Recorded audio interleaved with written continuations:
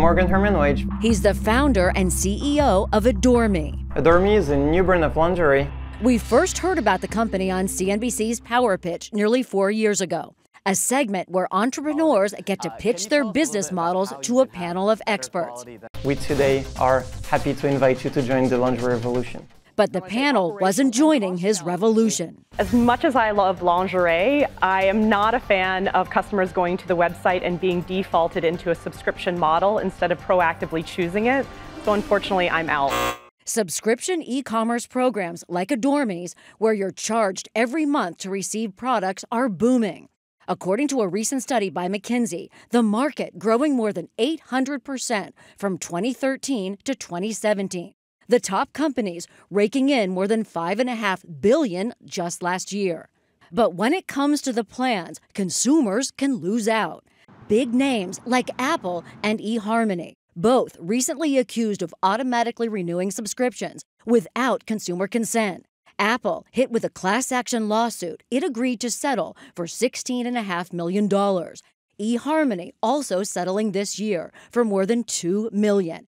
Both deny any wrongdoing, and other companies may soon be under fire. We are looking into a number of businesses right now in this area, and we continue to monitor this area for fraud because it's an area that's rife with problems right now. James Kalm is the Assistant Director of Enforcement at the Federal Trade Commission's Bureau of Consumer Protection. What do you think we could be talking about financially? Well, we are certainly talking about hundreds of millions of dollars and maybe over $1 billion every year out of the economy.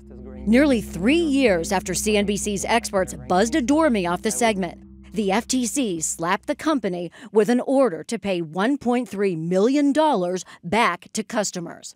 They had a business where if you didn't buy each and every month, you could bank the amount that you weren't spending. What they failed to tell consumers is if you canceled the service, you lost all of that money that was essentially in your bank. There was no disclosure of that at all. So you're saying that Adore Me was actively working to deceive customers? That's exactly what they were doing. And that's not all. They used one of the classic means of keeping people from canceling. They left them on hold for long amounts of time. We had customers that called in, they were angry. They're like, I want out of my subscription now. We've had people who were like just cursing and going crazy. Gabrielle Augustin is a former customer service rep for Adore Me.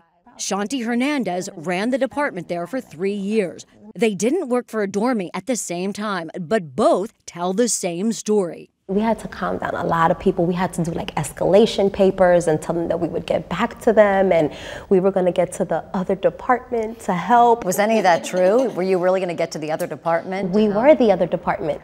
And she says many had no clue they were even signing up for a monthly charge. The VIP membership was pre-selected at checkout. Customers had to uncheck the box to opt out. And when she told management that customers were begging to cancel, it was definitely like try to keep them at however you could. So you're telling me the bosses would say, try to keep these people in the program, do whatever it takes to keep them in. Mm-hmm. The last thing you want them to do is get their money back. The last thing that we want to do is refund them. Cassie LaForest was one of those customers calling in to get a refund after she ordered a bra and underwear set in 2015. It wasn't comfortable, it wasn't soft. So it's kind of like, okay, so I wasted $25. I won't shop there again. At least that's what I thought. Until she says her card got declined and realized that Adore Me had been charging hundreds of dollars and keeping her money as store credit. You had no idea you were signing up for a membership? None. She says it took years and plenty of calls to finally get her money back. I just think it's really unethical. After last year's order, the FTC says Adore Me cleaned up its act. According to the order, Adore Me did not admit or deny any wrongdoing. The company did not respond to our repeated requests for comment.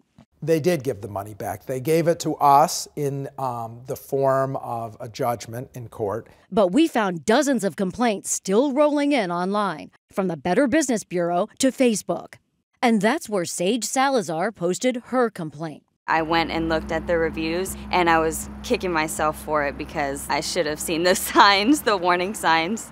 She ordered bikinis, but says she had no idea she signed up for more. I wasn't looking for a little checkbox saying that I am subscribed to something that I have to unsubscribe from. It's like they were just running me around in circles and ultimately not doing what I was wanting them to do, which was remove my card information, which is my personal property, and they were not willing to do that, and it really upset me.